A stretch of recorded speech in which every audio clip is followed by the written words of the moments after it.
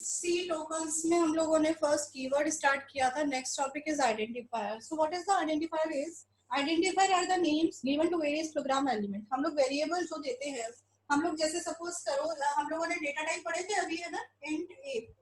ये जो लिखा है ये क्या है? एक तरीके का variable. This is a variable and this is a data type. तो मैम वीडियो शो नहीं हो रही है. ओके ओके, एक वन सेकेंड.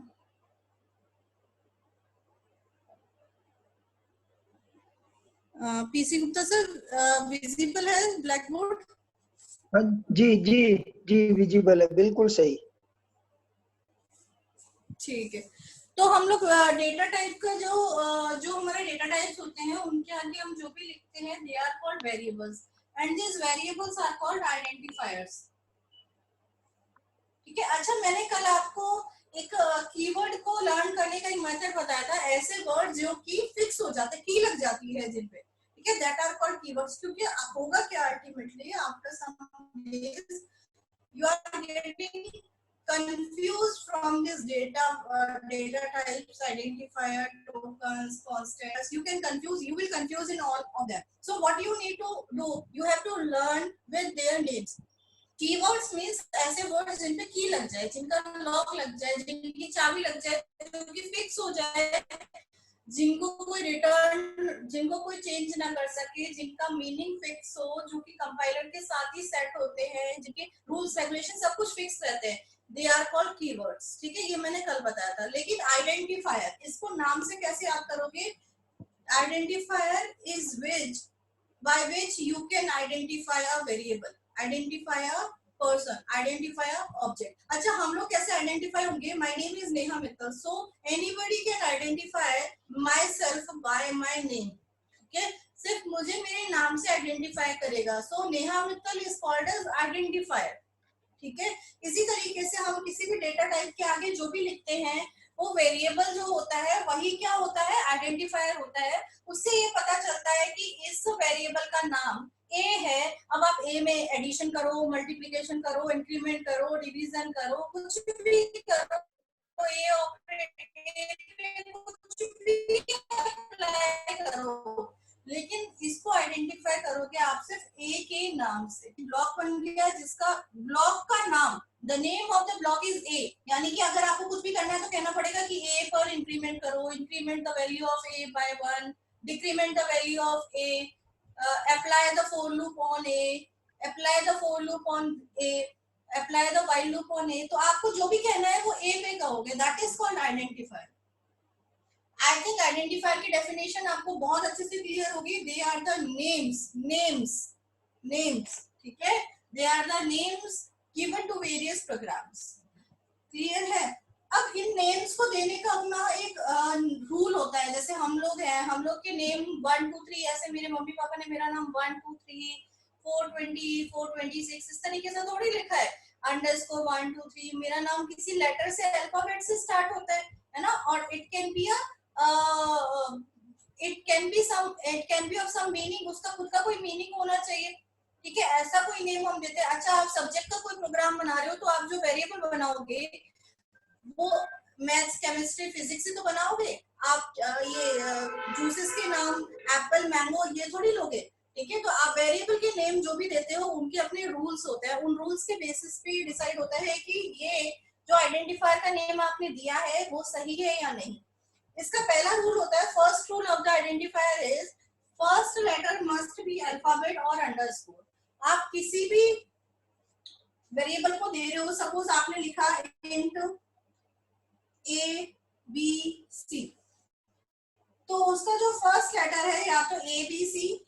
सपोज आपने लिखा नेहा, आपने लिखा 1 2 3, आपने लिखा अंडरस्कोर 1 2 3. तो आपका जो फर्स्ट लेटर है या तो कोई अल्फाबेट होना चाहिए, ठीक है, और या फिर कोई अंडरस्कोर होना चाहिए. अंडरस्कोर से स्टार्ट होना चाहिए. किसी भी डिजिट से अगर कोई वेरिएबल स्टार्ट हो रहा है दैट वाज रॉन्ग. ठीक है, तो कभी भी किसी वेरिएबल का नेम किसी डिजिट से स्टार्ट नहीं होना चाहिए. इस चीज को याद रखना, किसी भी वेरिएबल का नेम किसी डिजिट से स्टार्ट नहीं होना चाहिए. या तो वो स्टार्ट होना चाहिए किसी अल्फाबेट से या फिर किसी अंडरस्कोर से. ठीक है, next rule, from the second word, from the second character any combination is allowed except special symbols.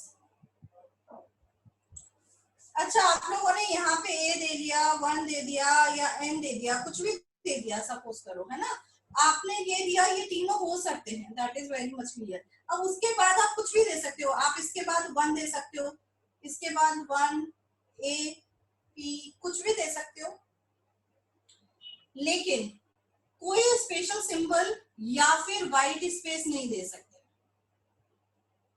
समझ लो, यानी कि आपने $1 लिखा, that is wrong. Underscore p तक लिखा तो तब तक तो सही था, लेकिन आपने इसके आगे हैश लगा दिया, दैट इज रॉन्ग. आपने इसके आगे लिख दिया n12 स्पेस pqr, आपने ये वेरिएबल का नेम दे दिया, वो भी गलत. ठीक है, तो कभी भी आप किसी वेरिएबल को स्टार्ट करोगे अंडरस्कोर या किसी अल्फाबेट से, लेकिन किसी वेरिएबल के नेम के सेकंड से कुछ भी कॉम्बिनेशन हो सकता है, लेकिन उस कॉम्बिनेशन में कभी भी कोई स्पेशल सिंबल नहीं आएगा, कभी भी कोई व्हाइट स्पेस नहीं आएगा.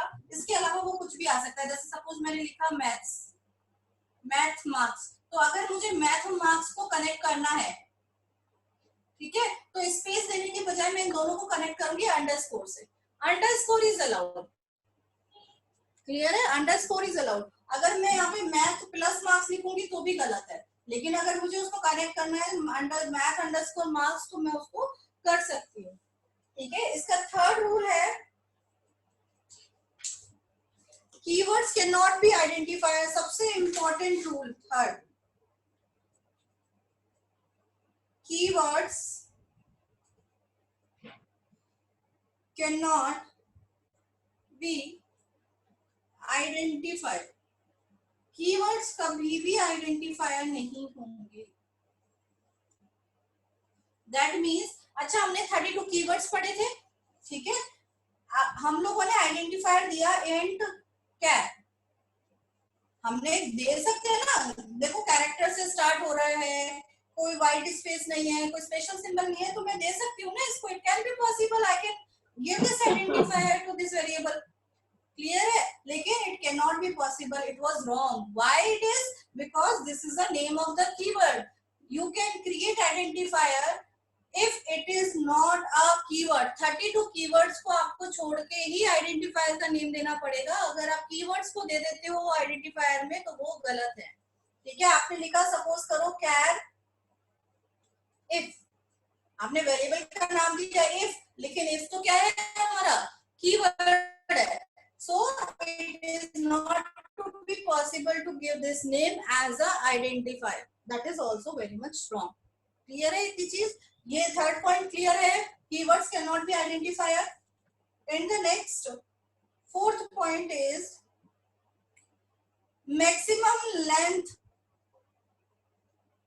Of identifiers can be 32. Identifier की जो मैक्सिमम लेंथ होगी वो 32 होगी. आपने लिखा यहाँ पे and P Q R S T U V W X Y Z जो भी लिखा, लेकिन ये 32 तक का है कैरेक्टर, तब तक तो सही है, लेकिन after the 32 characters it will not readable by the compiler. So maximum length of the compiler, समझ रहे हो ना इसको, लेंथ ऑफ द आइडेंटिफायर को. आइडेंटिफायर के जो वर्ड्स है इनकी लेंथ, कैरेक्टर्स की लेंथ 32 से ज्यादा नहीं होनी चाहिए, मैक्सिमम 32 होना चाहिए, otherwise it will be wrong. Clear है इतनी चीज? सो हम लोग कुछ आइडेंटिफायर्स के नेम दे रहे हैं, उसके बेसिस पे आपको ये देखना पड़ेगा कि ये सही है या गलत है. सबसे पहले मैंने दिया आइडेंटिफायर का नेम अंडरस्कोर 1 2 3, ये सही है या गलत है? ये राइट है, राइट. अगर आपने लिखा -1 2 3, is it possible? No, ma'am. only underscore and character is allowed. Clear? इसके बाद मैंने लिखा यहाँ पे name, that is right because first letter is alphabet. मैंने लिखा यहाँ पे order, I gave a white space in it and white space is not allowed. अब मैंने लिखा underscore, order underscore number, that is right. Clear? अब मैंने लिखा यहाँ पे as name without any space, that is right. मैंने लिखा यहाँ पे आकाश plus 45, that is wrong because any special symbol is not allowed. मैंने लिखा 1 2 3, that is right because identifier can be started with any digit. अगर मैंने लिखा x डॉलर, क्या ये सही है? Is it? This is wrong because dollar is a special symbol and a special symbol will not be allowed in the identifier. Only underscore is allowed. Clear है इतनी चीज? अगर मैं लिखती हूँ यहाँ पे int, मैंने वेरिएबल का नाम दिया, सपोज करो register. Register is wrong because register is a keyword and keyword cannot be used as a identifier. So these are the basic rules of identifier by which we can create any identifier. That is very much clear. I am holding this screen for just 2 minutes. You can revise it, by which method you can easily learn. इसको आप जैसे याद करना चाहो वैसे याद करो, learn करो. मेरे पास इतने मैक्सिमम एग्जांपल्स थे, I am already given to you. और भी एग्जांपल्स पॉसिबल हो सकते हैं. यस, अगर आपको इन आइडेंटिफायर्स कोई भी प्रॉब्लम आ रही है लर्न करने पे, then you will give a chat message to me. I will give you answer. We have only 2 to 3 minutes for that topic. Next I have to further. Next I have to move further.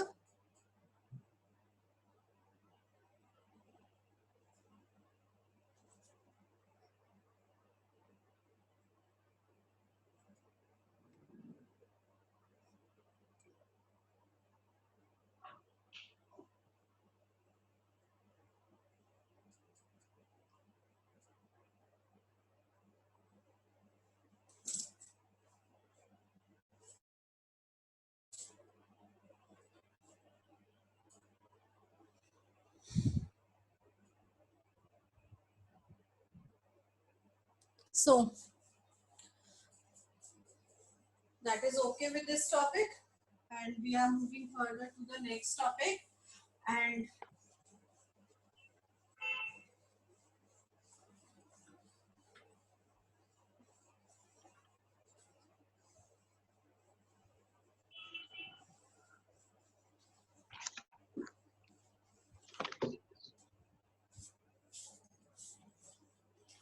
so now we are starting with C programming.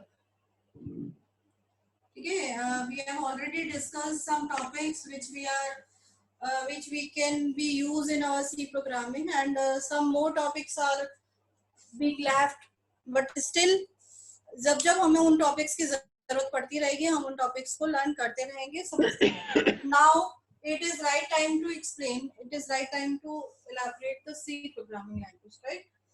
So अगर आप लोग चाहो तो आप एक register pen लेके बैठ सकते हो, अपना कंप्यूटर लैपटॉप जो भी आपको प्रोग्राम्स के लिए चाहिए वो रन करने के लिए लेके बैठ सकते हो, so that you can run the same program at the same time, right?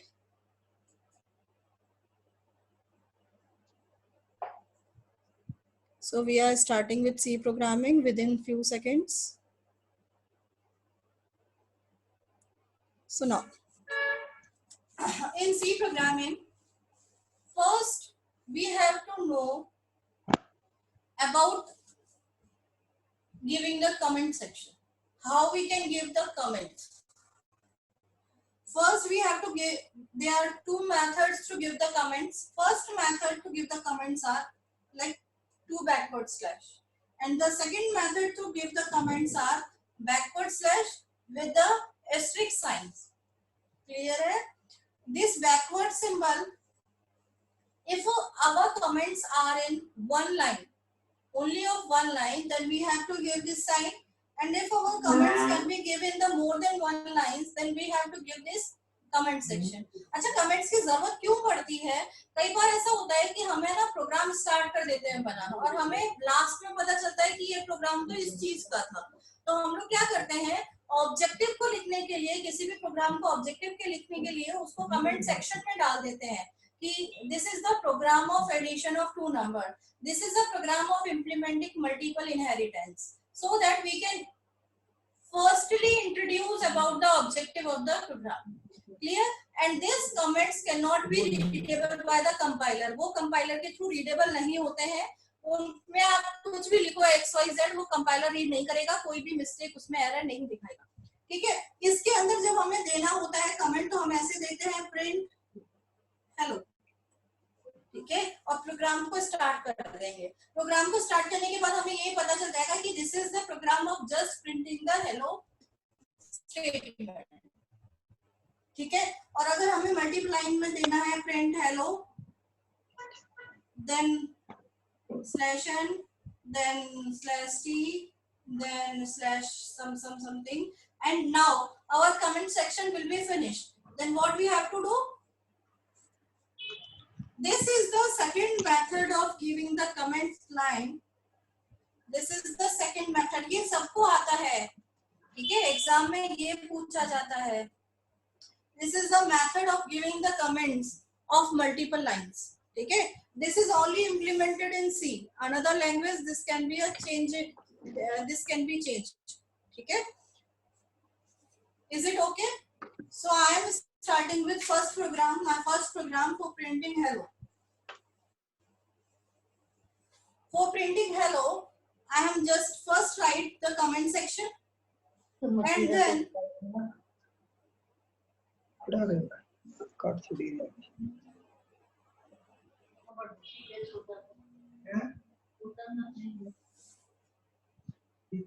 header files,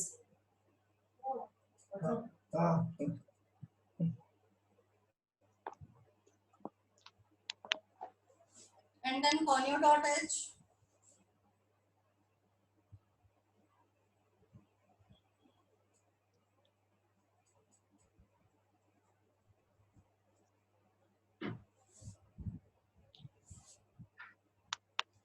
this is the basic structure of C program. इस स्ट्रक्चर को समझिए आप पहले। हर सी प्रोग्राम को बनाने से पहले आपको ये स्ट्रक्चर को बनाना ही पड़ेगा, ठीक है, ये स्ट्रक्चर आपको मस्ट है क्रिएट करना ही पड़ेगा। देखो मैंने किया क्या है, सबसे पहले मैंने 2 हेडर फाइल्स को इंक्लूड किया है, stdio और conio। अच्छा, ये हेडर फाइल्स क्या होती है पहले तो ये समझते हैं। इसका मतलब होता है स्टैंडर्ड इनपुट एंड आउटपुट। ठीक है, स्टैंडर्ड इनपुट एंड आउटपुट का मतलब है कि अगर हमें अपने प्रोग्राम में प्रिंटफ या स्कैनफ को यूज करना है, आपको पता है कि सी प्रोग्राम्स में हमें प्रिंटफ या स्कैनफ को यूज करना होता है, तो अगर हमें हमारे प्रोग्राम में प्रिंटफ और स्कैनफ को यूज करना है तो हमें इन फंक्शन इस हेडर फाइल को लगाना पड़ेगा। फिर conio क्यों लगाया? conio की भी कुछ फंक्शंस होते हैं, इसीलिए हमने conio लगाया। देखते हैं क्यों लगाते हैं। इस चीज को आप ऐसे समझो कि सपोज करो हमारे पास ये बॉक्स है, ठीक है, इस बॉक्स का नाम है स्टैंडर्ड इनपुट आउटपुट। ठीक है, इसके अलावा हमारे पास एक और बॉक्स है और इस बॉक्स का नाम है हमारे पास conio, और हमारे पास बहुत सारे ऐसे बॉक्स हैं जिनके नाम अलग अलग हैं। ठीक है, अब ये बॉक्सेस क्या होते हैं, इन बॉक्सेस के अंदर कुछ फंक्शंस पड़े हुए हैं। ठीक है, ये बॉक्स कुछ फंक्शंस का ओनर है। इन कौन कौन से function? printf, scanf, getS, putS, और भी बहुत सारे हजारों फंक्शंस हैं। conio में बहुत सारे फंक्शंस का ओनर है, getch और return, इस तरीके के कुछ फंक्शंस का ये भी ओनर है। math.h जो है वो स्क्वायर, जो मैथ्स के जो फंक्शंस होते हैं उनका exponential exp and range power, इस तरीके के फंक्शंस का ये भी कोई ऑनर है। ठीक है, यानी कि ऐसे कई सी कंपाइलर जब हम इंस्टॉल करते हैं, सी का सॉफ्टवेयर जब हम इंस्टॉल करते हैं, ऐसे हजारों बॉक्सेस जिनके नाम अलग अलग हैं, जो कि अलग अलग फंक्शंस के ऑनर हैं, वो फंक्शन वो सब हमारे कंप्यूटर में भी इंस्टॉल हो जाते हैं। ठीक है, कंपाइलर के साथ इंस्टॉल हो जाते हैं। लेकिन जब हमें इन फंक्शंस को यूज करने की बारी आती है, सपोज करो मुझे इसके अंदर मुझे पता है कि मैं getch को यूज कर रही हूँ, और कहीं ना कहीं अगर मुझे प्रिंट करना है हेलो को, तो मुझे printf भी यूज करना पड़ेगा। ठीक है, अब इनको यूज करने के लिए मुझे इनके ऑनर से परमिशन लेनी पड़ती है कि क्या मैं यूज कर सकती हूँ, can I use your functions. तो अगर इनको जब परमिशन लेने का मतलब है कि हमें उनकी हेडर फाइल्स को इंक्लूड करना पड़ता है हमारे प्रोग्राम। ठीक है, इनकी हेडर फाइल्स को इंक्लूड करना पड़ेगा कि मैंने इनको इंक्लूड कर लिया, तो इसका मतलब मुझे stdio से परमिशन मिली हुई है कि मैं इसका कोई भी फंक्शन यूज कर सकती हूँ। मैंने इसको इंक्लूड किया हुआ है, तो इसका मतलब मुझे परमिशन मिली हुई है कि मैं इसका कोई भी फंक्शन यूज कर सकती हूँ। अगर मैं math.h को इंक्लूड नहीं करती हूँ तो मुझे कोई परमिशन नहीं है, मैं अगर इसका कोई भी फंक्शन को यूज करूंगी तो वो एरर दिखाएगा। ठीक है, it will show error. So what we have to do before using any function of this range, we have to include this header file in our program. That is clear? अब शायद आप लोग इन header file से related आपको mistake नहीं करोगे। ठीक है, अब ये आपके ऊपर है कि आप ये हेडर फाइल्स और इनके बॉक्सेस के नाम रीड करो, लर्न करो। जितना एक्सप्लोर करोगे इसकी कोई लिमिट नहीं है। ठीक है, जितना एक्सप्लोर करोगे उतना आपको आता जाएगा, जितने प्रोजेक्ट्स बनाते जाओगे उतना ही आपको आता जाएगा। ठीक है, सो अब इसके बाद हम बात करते हैं थर्ड लाइन की, मेन फंक्शन की। अच्छा, एक चीज याद रखना, कभी भी हेडर फाइल्स के आगे आप सेमीकोलन जो लगा देते हो वो नहीं लगाना है। हैश इंक्लूड ये सब स्मॉल लेटर्स में है, यहाँ पे कुछ भी कैपिटल लेटर में नहीं है, तो ऐसी मिस्टेक मत करना, because C is a case sensitive language. Clear? इसके बाद हम लोग मेन फंक्शन पे आते हैं। हमारा कंपाइलर जब भी रन होता है तो वो मेन से स्टार्ट होता है, उससे कोई मतलब नहीं है मेन के ऊपर क्या लिखा हुआ है, वो इन चीजों को रीड ही नहीं करेगा। वो कब रीड करेगा वो मैं बताऊं। ठीक है, लेकिन अभी इसने इन चीजों को रीड नहीं किया है। अगर हम यहाँ पे मेन लिखते हैं या फिर वॉइड मेन लिखते हैं तो दोनों का मीन सेम है, क्योंकि void का मतलब भी null ही होता है। void means null, it will not return you anything. Clear? So void main is a main function. अच्छा, मेन हमेशा स्मॉल लेटर्स में ही रहेगा। यहाँ पे विदाउट स्पेस आपको फंक्शन है तो ये वाला सिंबल लगाना ही होता है, पता है। और इसके बाद सेमीकोलन नहीं लगाना है। कई लोग मेन फंक्शन के बाद सेमीकोलन लगा देते हैं, वो नहीं लगाना है। तो सेमीकोलन का कॉन्सेप्ट क्या है ये समझो। किसी भी चीज के आगे अगर आप सेमीकोलन लगा देते हो, मतलब आप इसके बारे में कुछ और नहीं कहना चाह रहे हो, उस चीज को आपने वहां पे टर्मिनेट कर दिया। ठीक है, अगर आपने इसको सेमीकोलन लगा दिया तो इसके आगे जो कर्ली ब्रेसेस वाला सेक्शन जहां से जहां तक चलेगा ना, उसको कंपाइलर रीड ही नहीं करेगा। क्यों नहीं रीड करेगा? क्योंकि आपने इसको यहीं पे टर्मिनेट कर लिया। इसका मतलब आपको उसके अंदर जाना ही नहीं है। इसीलिए आप कभी भी मेन फंक्शन के आगे या फिर कभी भी किसी भी फंक्शन के आगे अगर आपको उसके अंदर बात करनी है, उसके बारे में बात करनी है, you don't write semicolon after this function. Clear है इतनी चीज? अब इसके बाद सेमीकोलन स्टार्ट हुआ, सेमीकोलन क्लोज होगा, इसके अंदर getch लगाया है। getch मैंने इसलिए लगाया है क्योंकि जब मेरी आउटपुट आए, यानी कि जब हेलो प्रिंट हो स्क्रीन पे, then screen will hold for a time being so that I can read the output easily. ठीक है, कंसोल को थोड़ी देर होल्ड रखने के लिए मैंने getch को लगाया है। And for this getch function I have to include this फोनियो हेडर फाइल। क्लियर? अच्छा, मुझे हेलो प्रिंट करना है। हेलो प्रिंट करने के लिए ऑब्वियस सी बात है कि मुझे प्रिंट फंक्शन को इंक्लूड करना पड़ेगा। ठीक है, तो मैंने यहाँ पे क्या किया, प्रिंट करने के लिए मेरा कौन सा फंक्शन होता है? प्रिंटफ फंक्शन होता है। फंक्शन है तो उसके आगे ये लगेगा, और सेमीकोलन इसलिए लगाना है क्योंकि मैं प्रिंटफ के आगे प्रिंटफ के बारे में कोई बात नहीं करूंगी। जितनी भी करूंगी इसी के अंदर करूंगी, इसके बाद में प्रिंटफ की कोई बात नहीं होगी, इसीलिए मैं प्रिंटफ के आगे सेमीकोलन लगाती हूँ। Is that clear? अच्छा प्रिंटफ जो रहेगा वो स्मॉल लेटर्स में रहेगा क्योंकि सी के अंदर जितने भी फंक्शंस होते हैं वो स्मॉल लेटर्स में ही होते हैं, ठीक है। अच्छा मुझे क्या प्रिंट करना है, हेलो प्रिंट करना है, तो मैंने यहाँ पे जो भी प्रिंटफ में डबल कोट्स में लिखा हुआ होगा वो एज इट इज स्क्रीन में प्रिंट होके आ जाता है। तो मैंने हेलो लिखा तो आउटपुट स्क्रीन पे क्या प्रिंट होके आ गया, हेलो प्रिंट होके आ गया। क्लियर। अगर मैं यहाँ पे हेलो नेहा लिखती, सपोज स्पेस देके मैं नेहा लिखती तो ये हेलो स्पेस नेहा लिख के आता। अगर मैं यहाँ पे एन कैपिटल लिखती तो यहाँ पे एन कैपिटल आता। जैसा भी मैं रिप्रेजेंट करूंगी वो एज इट इज उसका मिरर इमेज आउटपुट स्क्रीन में आ जाएगी, ठीक है। ये तो हुई सिंपल सी बात। लेकिन आपको चाहिए कि प्रिंटफ को मैं इसीलिए बहुत अच्छे से समझा रही हूँ क्योंकि आगे दिक्कत नहीं आए, ठीक है। प्रिंटफ की जरूरत बहुत पड़ेगी। अगर आपको सपोज हेलो और नेक्स्ट लाइन में नेहा चाहिए तो या तो आप नेक्स्ट लाइन को टर्मिनेट करने के लिए क्या यूज करते हो, स्लैश एन यूज करते हो। ये फॉरवर्ड स्लैश है, ये बैकवर्ड स्लैश है। डिफरेंस समझ में आ रहा है दोनों में।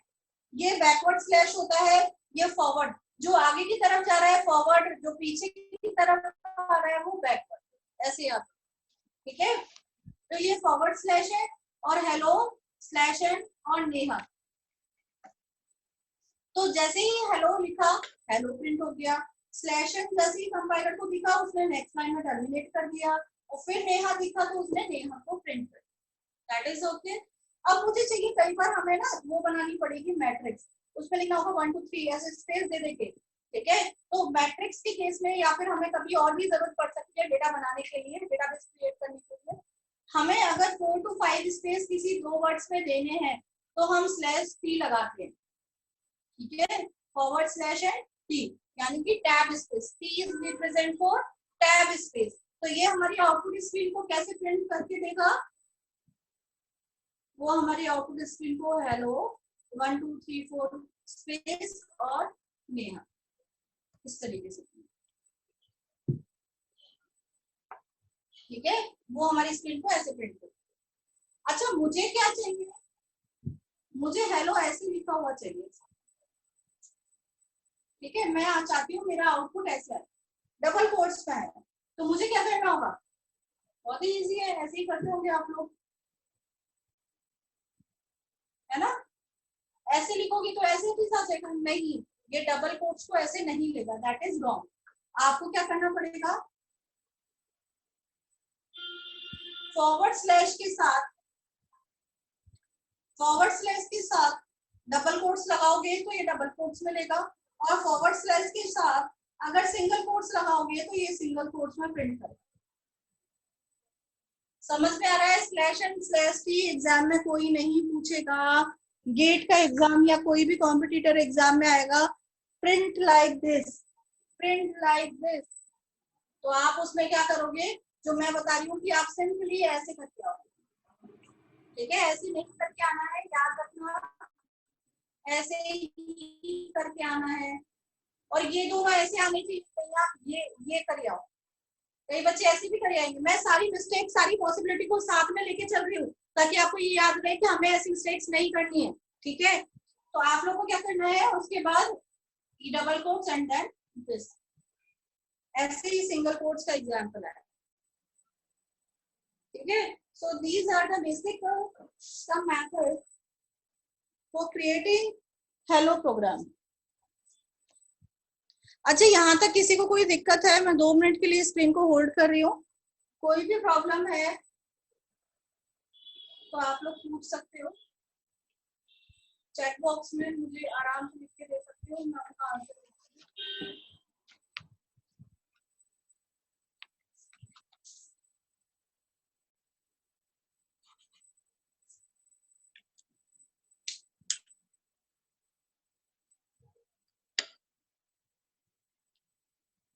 हम लोग आज यहीं तक पढ़ेंगे क्योंकि हमारी क्लास ओवर होने वाली है ऑलमोस्ट ऑलमोस्ट।